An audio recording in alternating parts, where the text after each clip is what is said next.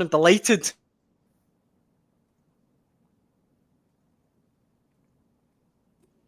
I fear we're having technical issues here, Daniel. Let's try again. Welcome to Record Sports Hotline Live. My name is Daniel Caw, and I am. To start, we just got off. Listen, see if you just come to your work, we wouldn't have these technological problems. Where are you? What are you doing, and why are you not sitting here? I don't know. Listen. I've got a shooting pain there. It was a three-line. It was a three-line whip. I'm actually at a wedding today in Middlesbrough, and I'll tell you one thing: I would have been there for the Hotline Live. I would have been in the office, but the bosses, the powers that be, said to me, "No, Daniel, just go. We'll get Gav and Keith to cover it." And I went, "Guys, they're not up to it. I need to be there. I need to be there in person." And I almost missed it. The guy, one wedding and one funeral for your career. It nearly was. The manager here at the hotel was like, "I can't give you the Wi-Fi password. I'll get sacked." And I said, "Look, see if you don't, I will get sacked." So here I am, live from just outside Middlesbrough, Larkington Hall. It's called. It's lovely. Never mind that, Daniel. Get your dictaphone, get down to Middlesbrough and find out if Tommy Conway is signing for Middlesbrough, Rangers or Celtic. Give me. We'll get through this, and I'll see where I head to. Do something useful while you're down there, would you? Look, I should say actually, that's a good segue because fans that have been starved of signing news, particularly around Adamida, there might be an update on the strikers' situation tonight as we speak. That's right, Gav. I think you've been all over this. Yep, well, there's breaking news right now on the website. Norwich City are playing just now. Hoffenheim, pre-season friendly in Austria. Of course, Adamida did travel out with the squad, but he never featured in their last friendly. It was reported that that was due to an injury, but the local media are reporting out there that they can expect news on the Republic of Ireland striker right after the game. So they're playing right now, kicked off at 5, I think. So should be due to finish around 7 o'clock. Or so 7 o'clock, the manager should be speaking to the media, and apparently he's going to address Adam Ida's future. So there could be good news or big news. Sorry for Celtic, whether it's good news, I don't know. Obviously, Celtic need to try and get a striker in. Brendan Rodgers spoke about wanting 3, 2 senior strikers and a development striker. Kick off the season on Sunday against Kilmarnock, of course, and with only Kyogo up front, if anything was to happen to him, they would certainly be left very short. Well, the fact that he does not start in the game and not playing any part in the game suggests that he's not going to be at Norwich for too much longer. No. So it then does become a question of, is it Celtic? Is it as straightforward as that? Is somebody else come in? But it'll be real interesting to get the update because he is, when he originally signed on loan, I went down to Lennoxtown to see Brendan Rodgers, and he was genuinely excited about the prospect of making this signing. It did have his fingerprints on it. I think the board came to him and said these are a list of options, and he was delighted to see Adam Ida's name on it. He wanted to work with him. He felt he had a big opportunity. He'd seen him perform in the English Premier League, and you know what? Over the course of his time up here, he wasn't absolutely ripping trees out the ground every week, but I think it was a really good signing for Celtic, and I think you can see why Brendan Rodgers would like to work with him on a more permanent basis. But it's coming down again to fee, isn't it? I mean, they've already had a bid of what it was £4 million, maybe rising to 5. But I mean, Norwich City have rejected that. He's obviously still contracted at Carrow Road for a good. Well, I mean, how much are Celtic going to be willing to push the boat out? That's what we don't know. Well, what that tells me, listen, we might be wrong. We might find out in the next wee while. But what it tells me is if they're not wanting to play him in this game, then there's a reason behind that. And if they've got a deal on the table which they are thinking makes financial sense for the club, then you don't play him in this game. Yeah. So I think this one sounds to me as if it might be edging close. Oh, they do claim he's injured. I think there's talk that he's injured. Yeah. Or there had been. certainly for the game before this, I can't remember who they were playing, but certainly for that game. But whether he's injured now, we don't know. But as I say, expecting an update. So. Well, that's one that should crystallise and become a whole lot clearer then over the next couple of hours. Yeah, and then Dan, this morning also we were saying there that Brendan Rodgers said himself 3 strikers, 2 senior strikers and development striker. Of course, there was news from across the big pond this morning saying Jason Russell Rowe. I'm sure you know all about him, Columbus Crew. he would be the younger one.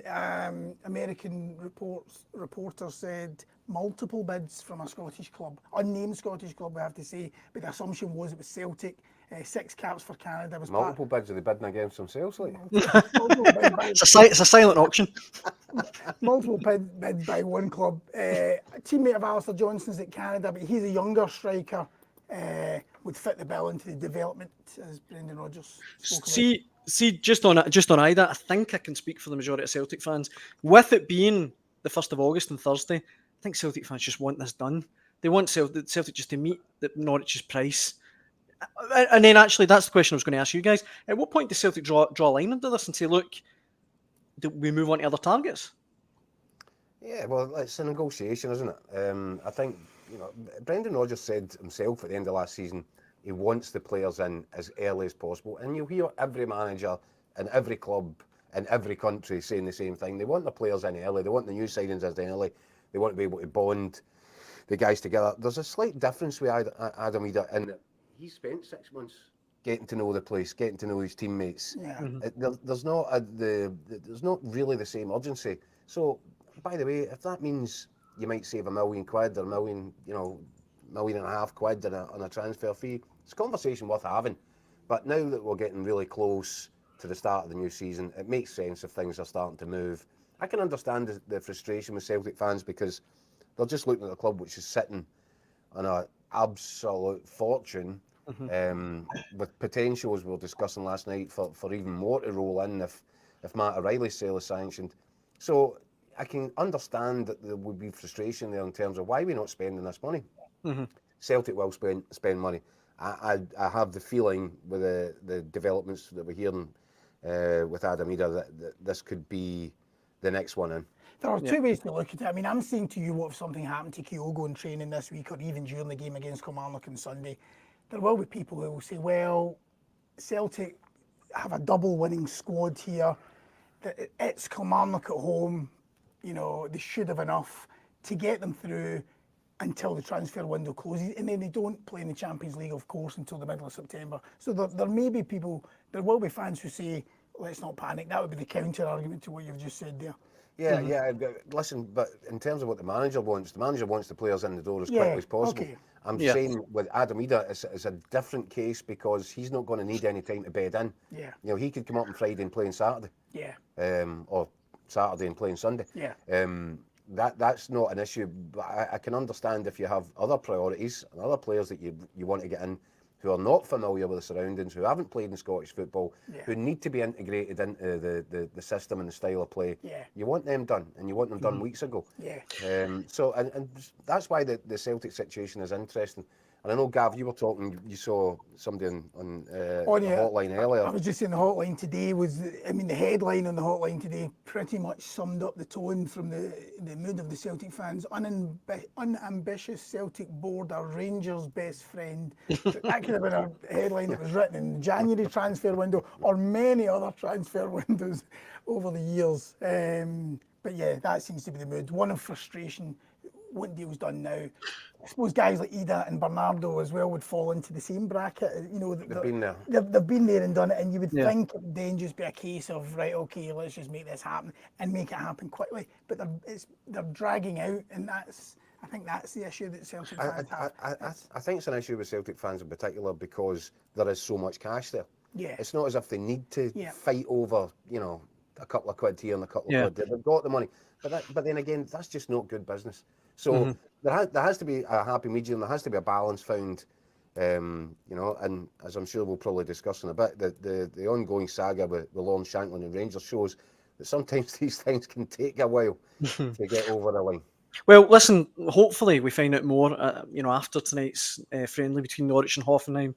But you stole my thunder there, Keith, because your exclusive news on Lawrence Shankland last night generated a massive amount of comments on the Record Sport Facebook page and on Hotline Live, and I should say, thanks for sending all your comments in. Get them in the comment section below.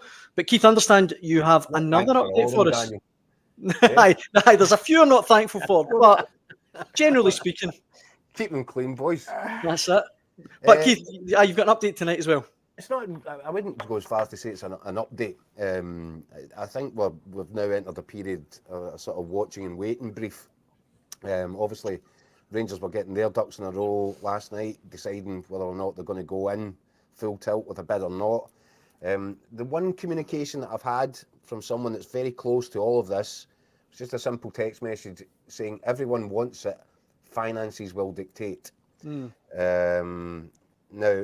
I'm going to take from that, I'm not sure if Hearts would count themselves among the part of the everyone wants it brigade. That said, if the fee's right, if the sum's right, maybe they are. Well, look, sorry to jump in, Keith, but I've got so many Shankland comments from people that actually, you know, kind of just need to get on with them, really, just get them on. Gillian Hunter, if Rangers really got £2.8 million for Lammers, then Shankland must be worth double that, which I thought was a fair point. You've got Gavin Crow from the other side of the fence. He's a Hearts fan. Be happy to lose him for nothing at the end of the season if it came to it. Shankland is worth more than what Rangers will be willing to pay. That is part of the conversation, isn't it? It's part of the discussion that we were even having last night. Whereas if you're Hearts, you could very well look at this, and by the way, it's absolutely their prerogative. You could look at this whole situation and say, if I don't get £5 million in cash for Lon Shankland, then do you know what? Why would I bother to sell? Because if I keep him, I might have an outside chance at finishing second in the league, and I'm definitely going to enhance my chances of qualification for European football. So that is an argument. We've got another one, Keith, here. Dr. Robert S. Pender is saying, Hearts will not sell Shankland until they play Rangers. It's common sense for Hearts, so Rangers be patient. We talked about that last night. You know, maybe it makes more sense to kick the can down the road, really, for Hearts. Well, it doesn't. It doesn't. And this is all the things you've got to weigh up. You know, as previously discussed, if Lon Shankland was to pick up an injury, where does that leave the whole thing? That would mean that Hearts aren't getting the fee for him because they've kept him. They're not getting what he contributes on the pitch because he's injured. And how does that then have the knock-on effect on their chances of qualification for Europe or fighting in the mix at the top of the table? So these things all need to get factored in. I think until such times as there's been a lot of back channeling around all this. I think until such times as either there is or there is not a firm bid on the table, I think that's when we'll get a better idea as to, you know, how it moves on from there. I keep coming back to, I think a fee of around £3 million might indicate or might be a sort of middle ground where the two clubs might be able to make some sort of agreement on, close to that. Yeah. I don't think Rangers will go to 5, and I certainly don't think Hearts would settle for you know, 1.5, 2. Well, Drew McMaster as well on Facebook is written in. He says, Clement better start signing some quality players. Hefty looks a liability and the Moroccan lad has completely disappeared. The one thing we talked about last night, Keith, is that Shankland is a ready-made goal scorer, a ready-made player that we know is good enough to play and score goals for Rangers. I thought Gav was looking a bit hefty there at first, but it's just been that is bang out of order. Was that all inclusive? No, was that all inclusive? Either that or it's a camera. I think that camera puts a few pounds on me. What was the question? Where were we? You need ready-made players, you were saying, but I think that's an interesting point, Daniel, because you know, at the end of last season, it was clear that Rangers fans had clearly lost patience with so many players. You know, many who have left this summer. We'll touch on Connor Goldson later. He was joined Aris Limassol today. You know, Barisic, they were done with him for a year. Lundstrom, they'd given up with him, and it was just like, let's get rid of them all. You can lump James Tavernier in with them as well. He may or may not leave, we don't know. And it's fine to say that, and it's hard to disagree. I think a lot of their time had come on. Maybe they should have moved on earlier. That's all well and good, but you still have to replace them. Yeah. You have to replace them with better quality. Barisic was, you know, slaughtered by Rangers fans, you know, for a couple of seasons. Fans wanted rid of him. He finally leaves this summer. They bring in Hefty. Okay, Yilmaz is likely to be the left-back starter, but they bring in Hefty, and after a couple of pre-season friendlies, particularly the one against Man United at Murrayfield, I saw fans slaughtering them. So it's all right getting rid of Barisic, but who are you replacing him with? You can't downgrade. You can't downgrade. So you can downgrade, but you're not going to have much of a successful season, and you're not going to keep your supporters on side. If this turns into a summer of mass downgrades for Rangers, then the patience will wear thin. Now, you had the chairman, John Bennett, coming out yesterday, actually, but we were doing a Hotline Live last night. So it wasn't till after that you were able to really fully catch up, and he talked about, you know, the transfers, and I found it interesting that he talked about the need for a bigger rebuild than had been originally expected by Philippe Clement, but that was exactly in terms of there are no young up-and-coming assets here, so we need to find some of them. I think they've tried to do that, but another part of what John Bennett said, if you listen really closely to it, he said it's not just about short-term signings, but the subtext of that being, but some of it is about short-term signings. And I'm afraid Rangers are going to have to get the finger out in that department, because they can't go in to a gunfight with Celtic this season armed with a penknife, and that's or a water pistol, and that's exactly the situation they're in at this minute in time. And by the way, the league season kicks off in about 4 days. That's what I was going to say. I mean, those comments were intriguing. Was there any part of them that actually made you read between the lines and feel he was just writing this season off? No. Well, I think there was two ways of interpreting it, and one is, so forget about short-term signings. I didn't read that from the comments. I read from the comments that yes, short-term signings will be necessary, because John Bennett said Rangers need to be competitive, they need to win. And they can't do that without players who have got experience and have proved that they can cut it at a high level. Lon Shankland obviously is one of those that fits that bill, but there's a price to pay with that. So the question is for Rangers, well, how serious are you here? You've brought in some younger players that you think will freshen up the squad and have the potential to be assets in the longer term. But you cannot forget the fact that you're about to go into another league season. By the way, your support's already in a bad mood because you've kicked them out of Ibrox. It's just one hit after the next for Rangers fans right now, and what they really need to sort of brighten up their mood going into the new campaign is some sort of evidence that something is being done to tool up properly for the season ahead. Because, well, Clement said it himself when the early signings were made. These are development players. These are players for the future. You mentioned Igamani earlier, Daniel. I mean, Philippe Clement said he's going to take time. He's going to take a lot of time to get up to speed. He's not even been sighted, so he's got to get his fitness up. So it's really the next batch of signings, the signings to come now, have to be, as Keith said, experienced and guys who can take the title fight to Celtic. Well, look, Shankland would fit that bill. Well, as you can probably imagine, the John Bennett address that, as you say, Keith, took place as we were on live with the Hotline Live last night. It's generated, a big response from a lot of our watchers. This one, Barry from Giffnock. I'm a Rangers season ticket holder, yet still don't know where I'll be sitting at Hampden in a week's time. So much for Big John Bennett's address, and utter shambles. Kevin Keane as well, saying Rangers and Bennett seem to be very coy about revealing the fees involved in excess of Lammers, McCrory and Goldson. Is it to hide from the fans to avoid investing? I get that John Bennett, I think, was trying to come out and be transparent and honest, but I said to you last night, Keith, personally, I think it's mad a club Rangers this size are in the situation that they're in 4 days from the start of the season. It just seems... a shambles. Aye, a shambles is the correct word, aye. I think the interesting bit there, I think the last contributor there was making the point, and I sometimes wonder about that when you do, undisclosed fees, and it's our job to try and rake around and try and get as close as we can to what the actual fee looks like.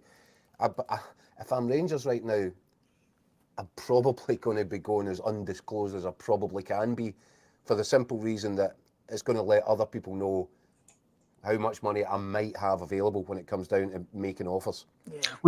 So a bit of guesswork in that respect is probably no bad thing from Rangers' perspective.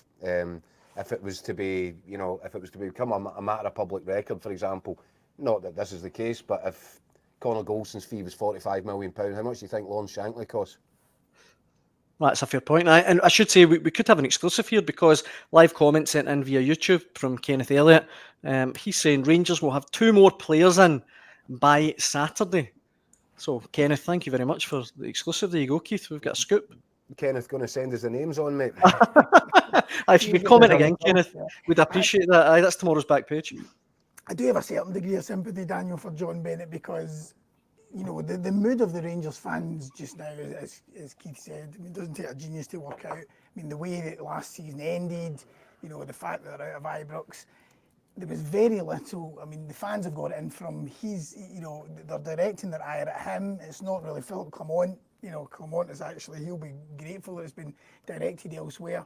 There wasn't much that he was going. He promised an update by the end of July. He delivered. He is trying to be transparent, but what was he going to say that was ever going to appease them? Aye, And that, listen, Gav, you've nailed it. That's exactly the problem here. That John Bennett promised that he would come out and give what he called a personal statement. Yeah. And he's done that. And credit to him, because he's actually walked out there. We're talking about, you know, water pistols and gunfights. He's walked out there a man unarmed because he isn't armed with what he wants to be able to tell him, which is the truth. Exactly. Because he doesn't know. He doesn't know when the materials are going to arrive. Yeah. For exactly, he can hope that it'll all be there by the 3rd week in August, but he doesn't know, and he knows every day he looks at shipping forecasts, there's another problem, there's another delay. So, as we said last night, he went out there really well intentioned. I actually think he did a good job in terms of he was trying to be honest and as open as he can be. But the bottom line is he can't answer the questions that all the Rangers fans want to know the answers to. And he wasn't the project manager, but he's going to have to carry the can because, I mean, he's obviously chairman and he is the guy who's got to get blame. The problem is... I noticed that, by the way, it was interesting because it speaks a little bit to the story that I wrote a while ago about the Rangers board were blindsided by this. Yeah. They can't be held as incompetence on this matter because they had a man in their employment who was telling them, assuring them that everything was going to be on time, on schedule, on price. And it wasn't until that man had left the building that they then discovered the truth of the matter.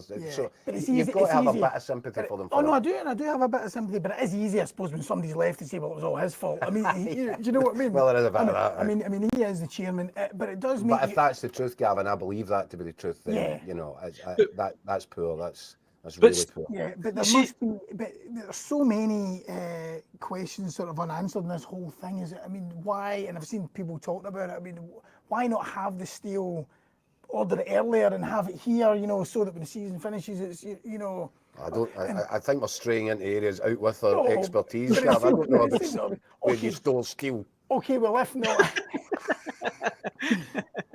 I've seen the size of your house, Jacko. I've seen the size. I was going to say that, Gav. Well said. Aye, well said. It would fit in his garage, but certainly another thing. What would have been? I would place it in the West Wing, the undergardener.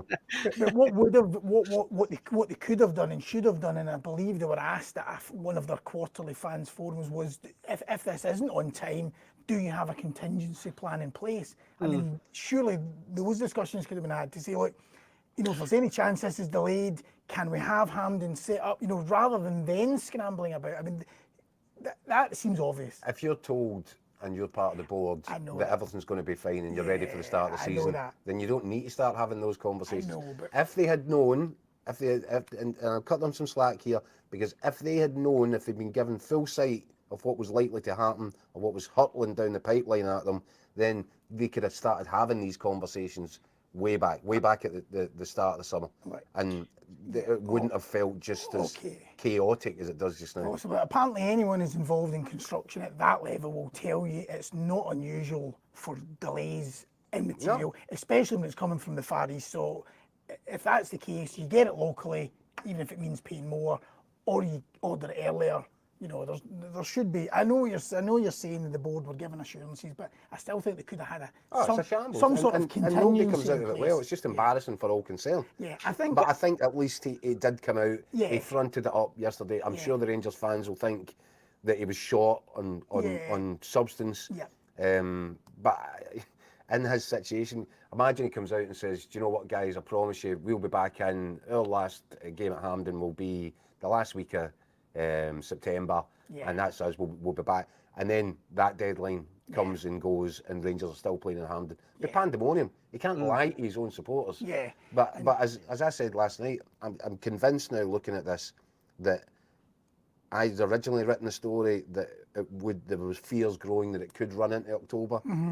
I am now coming to the conclusion I think they'll be doing really well if they're playing games at Ibrox in October. I think it may extend further. Yeah, and James Bisgrove, of course, who was, and that was the other thing, chief executive. I think people would have been hoping maybe a name or too soon to suggest that he could have. I think that that should be, upmost on his list of priorities. But I think John Bennett has taken. You could see actually he looked as if he was really hurt. Yeah. He looked personally stung by the whole thing. He looks emotionally drained. Yeah. He looks about 5 years older than he did at the end of last season already. Yeah. But I do believe that he's gone out of his way because he feels that the ball has been dropped on his watch, whether it's Bisgrove told him the truth or not. This has happened on his watch, and I think he feels a personal responsibility to fix it, and then let a chief executive come in more normalised times. That seems to me to be the approach. Yeah, and he can be criticised for a lot, but I think, as Keith says, you can see that he's hurting, and I think one thing you definitely could not accuse him of is somebody who doesn't care. You think of some of the people, particularly through those years. They've been walking in and out front door with Rangers-itis. Absolutely, yeah. Just people who were just in it for themselves. I don't believe that of John Bennett, but that doesn't mean he escapes criticism. Well, doesn't excuse him for this. Listen, we've had a really good live comment sent in on YouTube again, an account called Rangers Easy OK, and I should say, again, if you're watching, get your comments fired in. He says, James Bisgrove should have left after the Sydney friendly fiasco. He was out his depth. I do feel for Bennett, but the way to make the support feel better is to sign first-team ready players. Yeah, Good point. Difficult to disagree with absolutely any of those points. I agree. I think he's hit the nail on the head there. Right? I have to. There's what you can't argue with James Bisgrove was the commercial revenue that he raised during his time at the club. Now, I think there might have been a bit of smoke and mirrors about all that. The Rangers were signing different commercial partnerships every 2 days, but it didn't make much of a difference to the bank balance. I was going to say, you could argue about whether he cheapened it. The only thing that wasn't sold was the sole of the socks. Yeah. I mean, there was names and badges and everything. And by the way, they weren't, top-notch associations. You weren't like, oh, that's impressive. It was real Toy Town stuff. That's true. And there was loads and loads and loads of them. But the club's financial sort of health didn't seem to increase accordingly. Yeah. So I would say that a lot of stuff was sold perhaps on the cheap. We can debate that. If we do give him the benefit of the doubt, we can say he did a good job as the chief of commercial. But from even at that stage, I spoke to some people who worked at Ibrox, and he wasn't a popular figure amongst a lot of the staff. And once he became chief executive, the feeling was that he was out his depth. And this was long before any of this came around. So I have to say that, when the stadium fiasco came and fingers were starting to be pointed at him, and I know that it is easy to do that once he's left the building. That can be the easy option. I wasn't completely surprised, and I think he maybe left a bit of a trail of destruction behind him. Again, and if you want to kind of examine John Bennett's role in it all, the only thing you would say is, one, if you were looking to, and you keep using the phrase best in class, so if they were looking for a best in class chief executive, it's actually incredible to ask people to believe that the best in class for that role was actually already inside the club, fulfilling a different role. No. That didn't wash. And unfortunately for John Bennett, he really threw his weight in behind James Bisgrove. He believed him to be a really solid operator, an impressive, energetic deal maker, and I think that his judgment on that was flawed. And he's got to carry the can for that, and respect the buck must stop at his door. I've just put up another comment there from the same Rangers Easy OK comment has come back saying we had a crypto sponsor on the back of our home shirt for 2 years ago that went bust a week into the start of the season and left some fans out of pocket. So I think that kind of backs your point up a bit, Keith, about some of Bisgrove's deals. Yeah. Keith wasn't happy because he'd already bought the kit. He got the bag.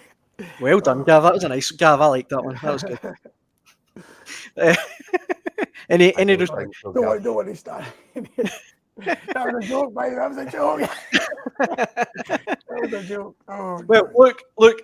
Elsewhere, right? Before we finish up tonight, the other big story that's generated a lot of reaction and comments from our watchers has been Connor Goldson. Obviously, he's no longer a Rangers player.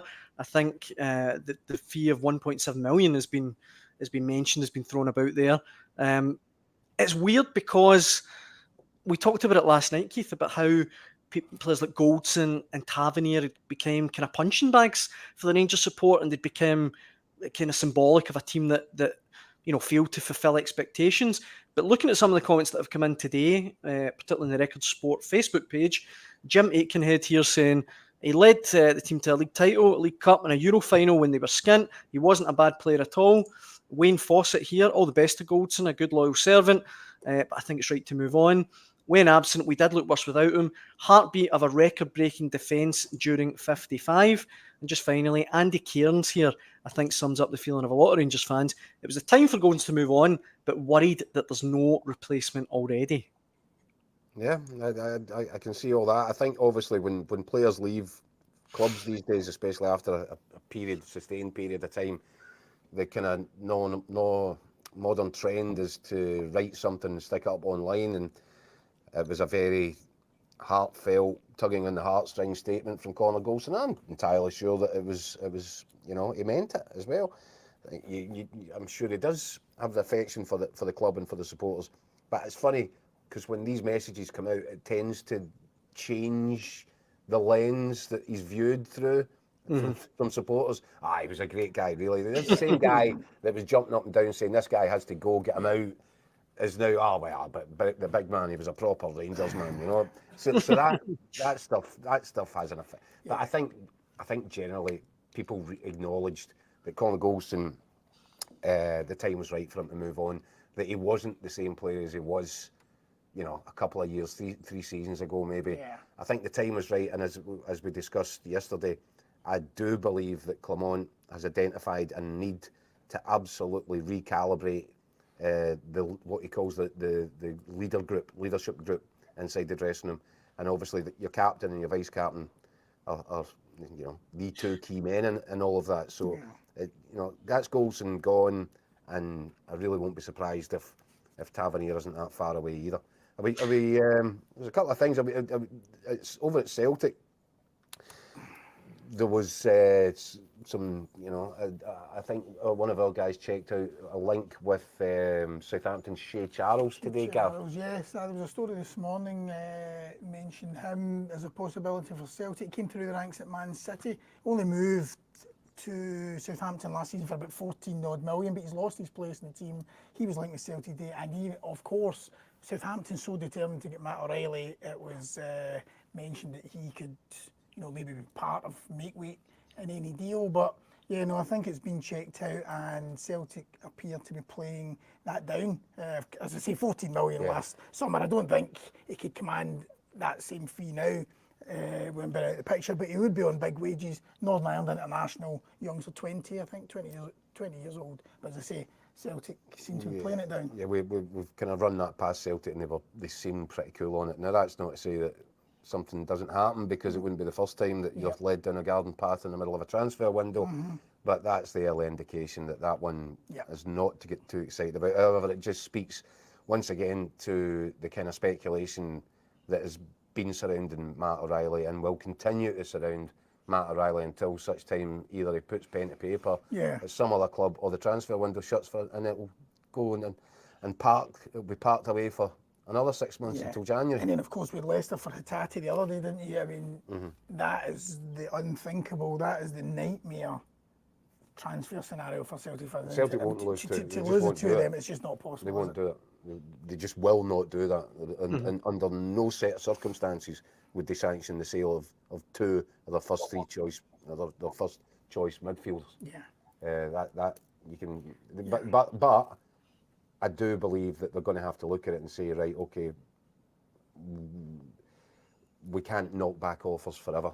And Yeah. you know, if this is the right time for one of them, then you make the sale.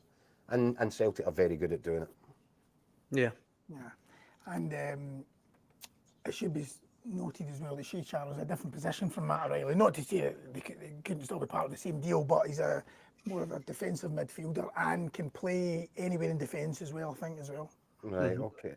And the other thing that I wanted to mention, by the way, folks, there's before the end of this week, looking forward to the weekend, another new production coming on Daily Record Sport online will be with a specialised betting show ahead of the weekend sporting activities, whether it's football, horse racing, with our experts. And I'm not going to give any names away right now, but I'm told that if you like a flutter, this is something that you won't want to miss on a Friday. It'll become pretty much staple viewing throughout the course of the season. And we'll be setting wee challenges to these guys just to make sure that they put their money where their mouth is. And let's see, you can't put yourself up as an expert in betting, leading people. For that, yep. So let's see. I'm sure that'll be interesting. But I've lost a fortune in the GG, so I'll be tuning in. Well, you can come back here through the course of the week. I'm sure there'll be more mentioning that. But I think that I was worth flagging that up ahead of the weekend, because obviously the punters like a wee bit of interest when the season starts, and that one hopefully you might make a couple of quid out of our guys and their tips. Well, fingers crossed. Stay tuned for that. Guys, it's been an absolute pleasure as always. I should say, for everyone that sent in a comment, thank you very much. If you want to get involved in tomorrow's Hotline Live, you can email us at hotline@dailyrecord.co.uk, and of course you can leave a comment on X, Facebook and YouTube as well. Gav, Keith, thank you very much. Cheers, Daniel. Thank you, Daniel. Now get your back up the road. Get back into your work. Listen, I'm off to the dance floor, guys. Off to the dance floor. Good stuff. Thanks for watching. We'll be back tomorrow. Cheers.